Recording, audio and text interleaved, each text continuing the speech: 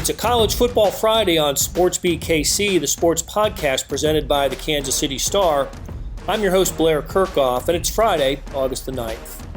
Before we get started, I've got some exciting news. This episode is coming to you from the Big O Tire studio. Big O Tire is a sponsor of this podcast, which includes Mizzou beat writer Alex Schiffer reporting from Columbia and training camp. We cover a range of Missouri topics, from the team's must-solve issues to whether starting quarterback Kelly Bryant deserves a national championship ring from his former team, Clemson, and now beer sales at Faurot Field at Memorial Stadium. Later, I catch up with Bill Hancock, the executive director of the College Football Playoff. Is 4 the right number for the tournament? Bill addresses this subject and more in our conversation. Let's get started.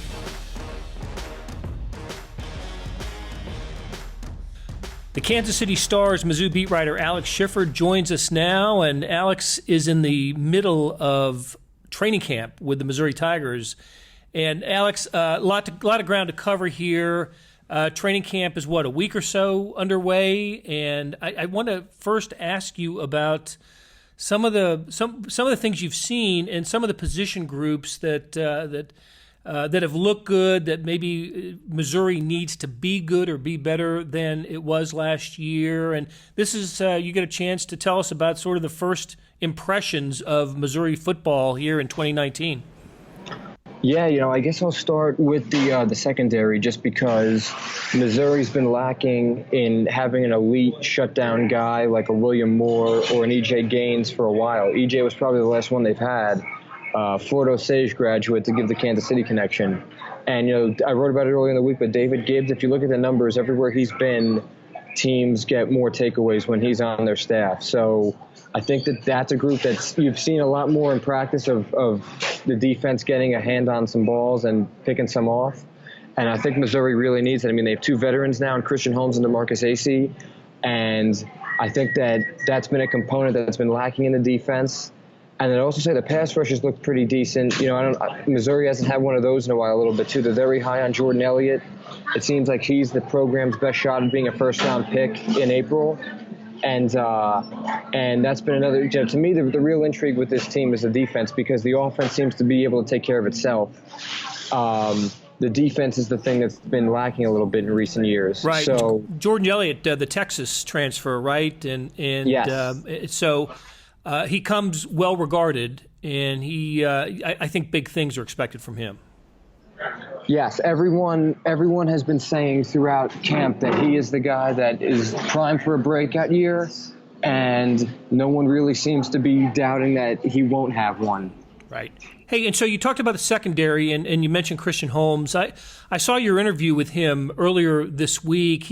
He's certainly high on David Gibbs, as he should be, but he also talked about the experience and the age factor here for Missouri secondary. Is that going to be a help for just being a year beyond where they were a year ago, a little bit older, a little bit more experience?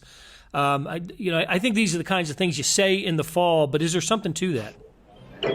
Yeah, first off, Christian Holmes' nickname for David Gibbs is the human cheat code, which I think is just a really cool nickname. But, something that kind of hit me just speaking to the defense and really just Barry Odom's team in a larger respect is that they have a lot of guys that played as a true freshman or just played a lot of snaps, and now they're upperclassmen. You look at the defensive line, Kobe Whiteside plays as a true freshman, Akil Byers.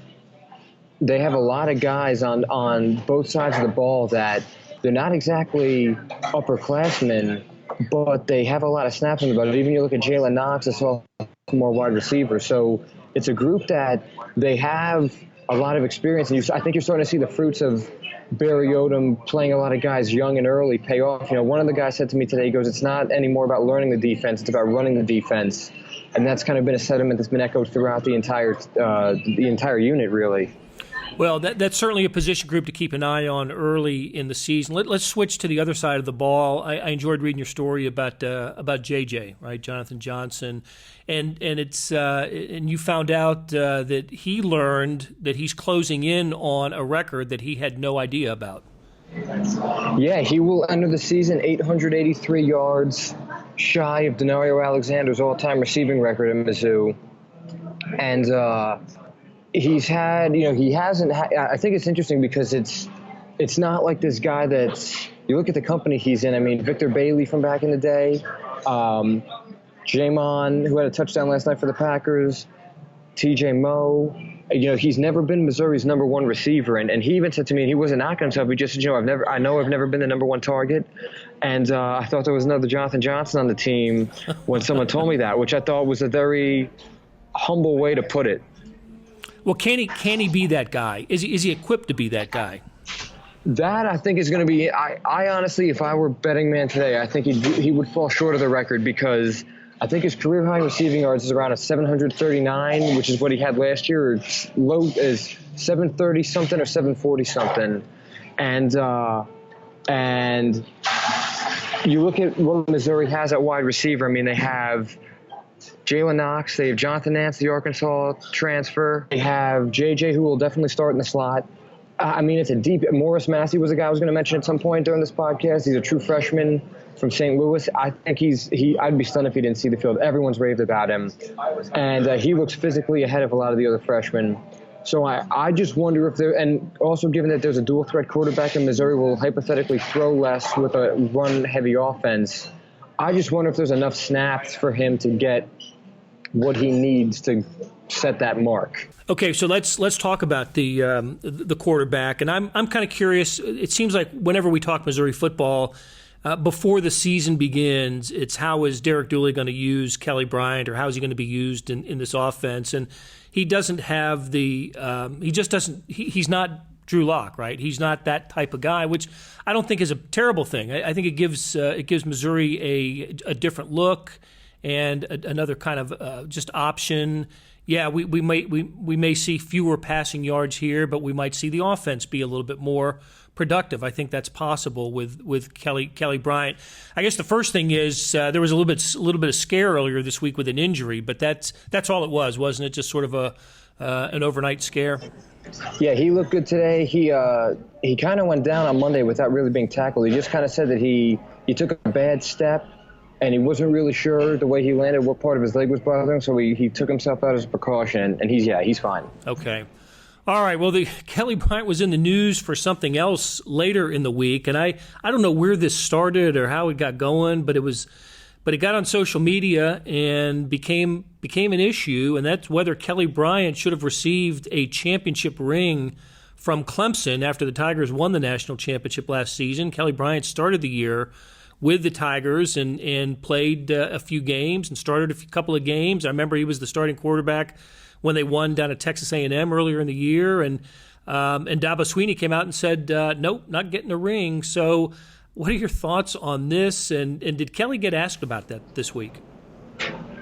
Yeah, so he talked today. I don't know if anyone asked him. I was in the middle of talking to two other guys to where I couldn't get over there in time. I don't think he got asked. I'm curious for your thoughts on this too, Blair, but my 2 cents on it is I think Dabo Swinney made it a bigger story than it had to be. I think if he said, it's the athletic department's policy, if you only played X amount of games or weren't with the team for the final game of the season, you're not eligible for a ring, you don't get one, that's that. But I think the way he came off about it, he kind of took it personal that Kelly Bryant had transferred, and that's why this is a story. I think that Clemson made this into a bigger story than it has to be. My personal take, I don't think it matters. He already has one from being Deshaun Watson's backup. Right. And if he wants one that bad, they make replicas these days. You could go find one on eBay. But I think, we were talking about this today at practice. I think there's two schools of thought. Does Clemson beat Texas A&M without Kelly Bryant coming in to be the hero? And you can make a case Clemson wouldn't have won its first 4 games with Trevor Lawrence as its starting quarterback. Maybe he had growing pains and it wasn't immediately there for him. My other thing is if that the Texas A&M game is the biggest difference, let's say they lose that game, which wouldn't have been a bad loss. They still win the ACC and get a bid and take care of business from there. So I think it's being a mountain made out of a molehill. But I almost think they should have just given him a ring so they didn't have to deal with this conversation. Yeah, I thought it was amusing that it got as much run on social media as it did. And all else, what I'll say is, dealing with the Royals winning the AL in 14 and the World Series in 15 as my frame of reference for something like this.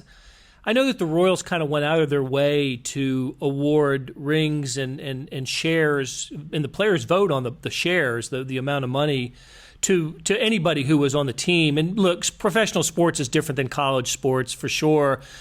But I think the Royals got a lot of good publicity and a good reputation around baseball for anybody who contributed anything to those teams in 14 and 15 were rewarded with jewelry and money. So I think you're right. I think it is more of a story than it needs to be, and Dabo doesn't come out of it looking great. But look, it was the day's story, and now it's not a story. It really wouldn't be. It's not going to be a story next week at all. But what will be a story for Missouri going forward is the announcement today that beer will be sold. Beer will be sold at the stadium this year for home games, and that is quite a change for college football in general, Missouri in particular. There's a handful of schools that are doing it in the SEC, but there are some that have said they're not going to sell beer. I think Alabama and Auburn are among them. But so what are your thoughts? Good move by Missouri? Is this something that needed to happen? Yeah, I'm actually working on my draft of that story right now as I talk to you, because I'm going to visit with Barry Odom later. But my two thoughts on it. To me, the biggest story about this is it comes down to money. Missouri has been running in the red recently with its athletic department, and I think I'm going to try to pull the number up right now, actually. But they were in the red last year by around roughly $2 million, and they think that that's around the number that can be generated from alcohol sales. I'm pulling it up now. So yeah, deficit of nearly $2 million. So they would have broken even hypothetically if this number holds out. Everyone that I've talked to I was going to try to get a hold of the Mizzou Police Department for their thoughts on it. They all like it because, the SEC has ruled it's only beer and wine. You can only go order 2 or 3 times for the game. There's like a last call at a certain point in the fourth quarter when the clock hits this time, or same thing with basketball, the final media timeout of the third in the second half or something like that. So I think from a safety thing, I think it's good because it'll get more fans from tailgating to go into the stadium, and the revenue it can generate is good for an athletic department that's in desperate need of it. I don't really see a downside to it. I'm kind of curious, and I'm not, I had a job at a liquor store in college, I'll admit. I'm curious to kind of see. All right. A lot of fans have been talking about what will they do in terms of the alcohol companies they use or the beer companies they use, because, Kansas City has Boulevard, obviously St. Louis has Budweiser, Anheuser-Busch. Columbia, I don't know if you ever had it, Blair, but Logboat Brewery has some really good beers that's a real local favorite. So I kind of wonder now how that all will work, because is it only going to be Budweiser, that's their sponsorship deal, that's it?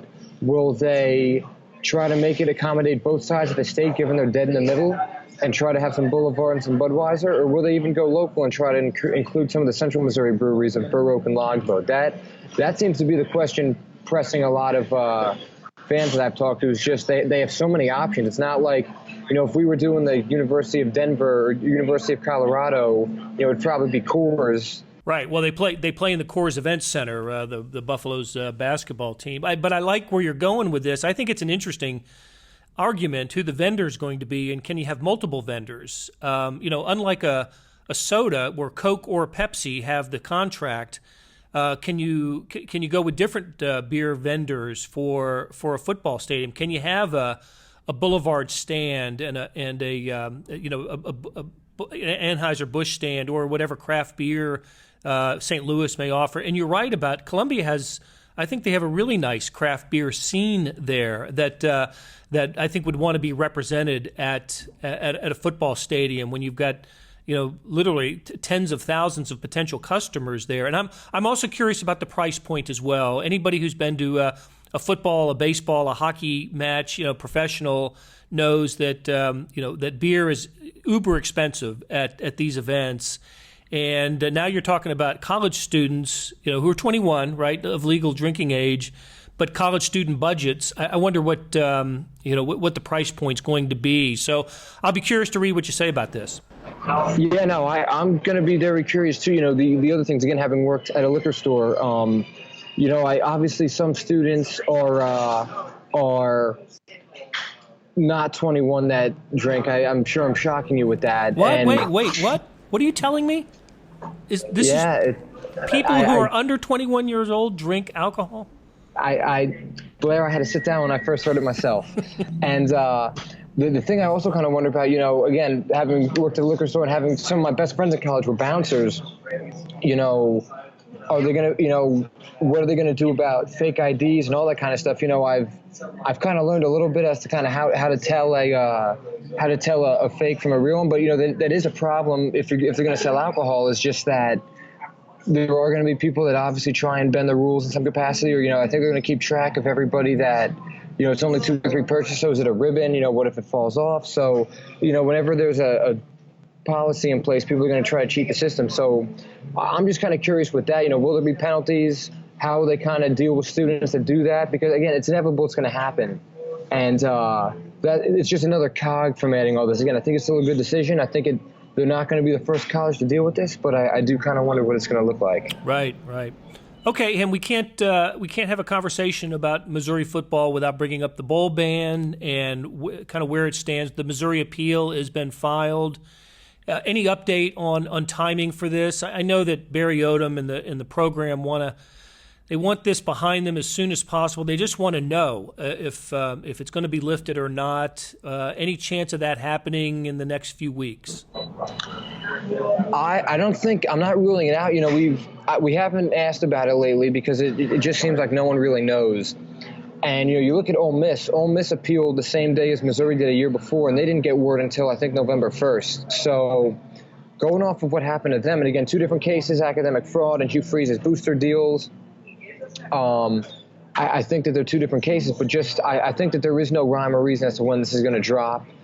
And I think Missouri would love to have it out of the way, but I don't think there's any rhyme or reason as to when we're going to get word on this. Gotcha. Okay. Hey, final thought. The 2020 football schedule was released earlier this week. Any surprises? Any notes on the schedule? Not really. We kind of knew that. Knew the opponents. We knew the opponents, that it was going to be for. I think the one thing Missouri's probably very happy about. Again, we kind of talk about going back to money on this. I think the home attendance this year is going to be extremely fascinating because they have the new South End Zone. They have Kelly Bryant. They return a lot. They should be a very good team, a top 25 team. I'm not allowed to release my AP ballot for a week, but I'll just say I had Missouri around number 20 in mine. And I just think that the issue Missouri's going to have with the schedule this year is that they have 5 home games in a row. They have West Virginia on September 7th, then they're home all the way until the middle of October. And for some people that go every week, that's a lot out of your day. Yep. And, again, if they keep winning, will it still hold up, or will there just going to be some people that throw in the towel at some point? So I think Missouri's schedule is a bit more broken up, at least in having a good break between road games and home games mixed in. The one thing I would say, though, is, you look at their home schedule, it's kind of awful, honestly. I mean, they have Central Arkansas they open up with, and Vanderbilt. They go to South Carolina, host Eastern Michigan, at Tennessee, at BYU, home against Georgia, home against Kentucky, at Mississippi State, at Florida, home against Louisiana Lafayette, then home against Arkansas on Black Friday. Georgia and maybe Kentucky are the real draws, big games. Right. And again, as we talk about attendance issues and the challenge in keeping people in the seats and revenue and bringing in the cash, I do think that that's a big hindrance in getting people to come to the game. They're at Mississippi State. I've been to Starkville. There are good people down there, but I don't see that as a destination for fans to go to the way that Athens or Nashville, or you look at this year where they go to Wyoming. That's a thing that interests some people. A lot of Kansas City fans are probably going to go. It's a cheap flight to Denver and then a easy trip up there. So I think, from the money standpoint, I'm just kind of curious with their schedule because, again, it sets up better than this year's does in terms of the 5 straight home games and 3 straight road games. But there isn't really a date you have to circle after Georgia. And there isn't, BYU isn't the most convenient place to get to. Again, Starkville, you're flying into Birmingham where there's no direct flight out of the state of Missouri to Alabama. I've learned that myself from all my trips there.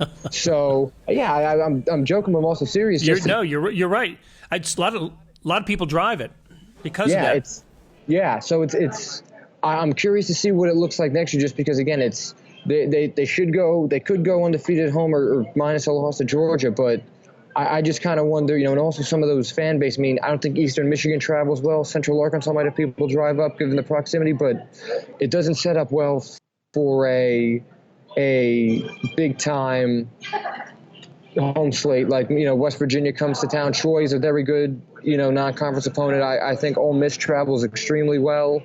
So Tennessee does as well, Florida. So those are my main observations. It's more financially speaking that interests me with the 2020 schedule. Right. With seven home games. So, all right, Alex. Look, we really appreciate you spending some time with us. I know you're in between media events in Columbia. You stopped in a coffee shop to check in with us, and thank you very much. And we will talk to you again soon. When we return, my conversation with Bill Hancock, the executive director of the College Football Playoff. Over breakfast Friday, Bill and I talked about the system that determines college football's national champion. Hey, it's Blair. Hey, we have a special subscription offer for SportsBeat KC listeners, unlimited digital access to the Kansas City Star's award-winning sports coverage. Sign up now for 1 year of Sports Pass for access to all the sports news, features, and columns we have to offer. And it's only $30. That's a 40% savings off our regular rate. For your convenience, your subscription will automatically renew after the initial term at $50 unless you tell us to cancel. A lot of subscription services won't tell you that. They'll just sneak it on there. We just told you. Your subscription helps support the sports coverage of kansascity.com and the Kansas City Star. Please visit kansascity.com/SportsBeatKC offer to get this special offer. And as always, thanks for listening. Bill Hancock, Executive Director of the College Football Playoff, joins me. And, Bill, it's always a pleasure for me to run into you. We missed each other at Big 12 Media Days. I saw you down there. But you're a popular guy. And I noticed that it's hard for you to make your way across a room when you're at an event like that. But because you know everybody and you chat with everybody. But how did those go? Because that, to me, sort of the unofficial start of college football season are these media days, and you get to go to a few of them. They are the start of the season, and I saw you across the way too at the Big 12. It was a great setup they had, but it was on football field, so it was a fair distance from where I was over to where you were. You were in one end zone, and I was in the other. Yeah, we just never got together.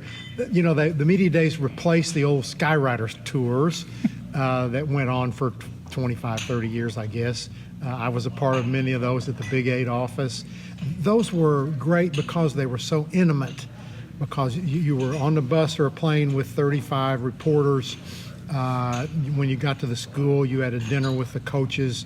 You were directly around the players with a small group. But media days are more efficient and a better way for the schools to get their message out. So don't be nostalgic for what used to be. It is what it is, and moving forward. Media days used to be a 3-week period. That's right. That last year, for the first time, they got squeezed into 2 weeks, and it made it harder for those of us who like to go to all of them. So this year, I only made 3. I only made Big 12 and SEC and Mountain West. But they're a lot of fun, a great way to see coaches and talk to some players. Absolutely, and of course you're there, and you're talking college football playoff. It's not that, regular season college football is so good that we're not talking college football playoff necessarily at the beginning of the year, but once midseason rolls around and the season has started to take shape, we do talk a lot of college football playoff. And I want you to remind everybody that this is the 6th year of the college football playoff. We've had 5 of them. And what do you remember about the transition from the BCS to the college football playoff? Why does this exist? It was one of the most remarkable periods of my life, And I think anybody would say the same if they got to be involved in it. Starting in the fall of 2011, my bosses began to talk about whether to extend the BCS or whether to do something different. And they kept coming back to the fact that the BCS has been great, and it ultimately stayed for 16 years, as you know, but is there a better way? And through hundreds of hours of meetings, they settled on the 4-team playoff, and this playoff has been extremely successful. It works.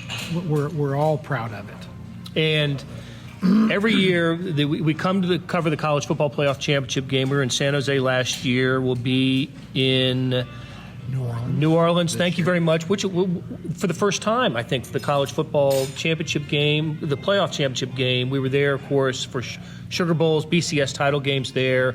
Great to have New Orleans as part of the rotation, if you will, of championships. But I know at these events you're constantly asked about the size of the bracket, and you're an old college basketball guy, and you know all about brackets. Is 4 teams the right amount? Is the 4-team bracket what you're looking for? It is. When we created the playoff, we thought about a whole spectrum of possibilities, from 0 to 4 to 8 to 16. And we basically began to kind of whittle away from the ends and settled on 4 because we wanted to keep the focus on the regular season. We wanted to have the whatever playoff there was to be an element of the bowl arrangement, the bowl system. We didn't want to add too many more games for the athletes, and it works. Now, are my bosses talking about the future? Yeah, they are. They'll continue to talk about what might be the best thing to do in the future. But people shouldn't read too much into that. Nothing is intimate, but I think it's just a part of responsible management to talk about how you can possibly make yourself better. We'll be, after this year, halfway through the 12-year contract, the current contract with the television contract with ESPN for the college football playoff, and we have had 3 different champions in the first 5 years, with Ohio State winning the first one, and then Alabama and Clemson winning, each winning 2 of the last 4, and actually Clemson and Alabama playing for the championship in 3 of those games. I've loved the competitiveness of those games, and I think we can agree that Dabo Swinney and Nick Saban are at the top of the sport right now, and their programs are too. Would the game be served well by having a little more variety in those Final Four? Oh, people say to me all the time they'd like to see different teams in the games, and my response is college football has always gone in cycles. There was a time that people were tired of seeing too much of Florida State, tired of Southern Cal and Pete Carroll being so good, tired of Oklahoma back in the day, tired of Nebraska. It just has always, tired of Texas. It's always gone in cycles. And so we're in a cycle now where Clemson and Alabama are very strong. We're in a cycle where the SEC has done a great job with its football, and they're in a strong period. But it's all cycles. Let me ask you, I learned today, I didn't know the exact week, but the first college football playoff poll will be after week 10. A lot of college football will have been played by then. What's the reason for holding off on the poll for that long? We the preseason polls, I'll start on that. They're fun. Fans enjoy them, but they don't mean anything, and it's sort of silly. Nobody's played any games yet, so it's all guesswork. But by week 9, week 10 this year for us, it's not guesswork anymore. Teams have played enough games that the committee is able to tell a lot about the teams. Yeah, there's still 5-6 weeks more to go when we start, but there's enough data and enough on-field action that's taken place that allows the committee to take a deep dive and understand really who's who, not based on some guesstimation before the season, but actually based on what they've done on the field. I knew you when you were when you were overseeing the NCAA basketball tournament and the Final Four. Do you get as much charge at the beginning of a football season as I remember you used to get at the beginning of basketball season? Well, I love the tournament, the basketball tournament. And it was such an honor to be able to spend those 16 years involved in the management of it. But college football is special. The passion for college football way exceeds the passion for any other sport in our country. And I would even say, you can compare it with NFL. It's a different sort of a passion. We have the passion that's generated by the fact that my granddaddy went to Missouri, and so I'm proud to be a Missouri Tiger. I'm excited about the start of the season. It's so fresh. Nobody's lost any games. There haven't been any controversial officiating calls. And this time of year is just so awesome in anticipation of what's to come. Exactly. All right, Bill. Hey, thanks for spending a few minutes with us, and we'll see you somewhere in a press box. Thank you, Blair. Always good to see you. And that's it for today's episode. Thanks to Big O Tires for sponsoring this podcast. You can find the stories we mentioned in the show notes on kansascity.com and in the print editions of the Kansas City Star. If you're listening to us on Apple Podcasts, please help us out by rating and reviewing SportsBeat KC. We'd love to hear from you, and your review could help us reach more listeners. Thank you, Kathy Liu and Leah Becerra, for producing today's episode and all the technical help. This has been SportsBeat KC, the Kansas City Star sports podcast. I would invite you to rejoin us Monday for our next episode, and the invitation stands. We'll have a show on Monday, but we'll also post a podcast on Sunday as the A-Team reviews the Chiefs preseason opener. I hope you'll give it a listen.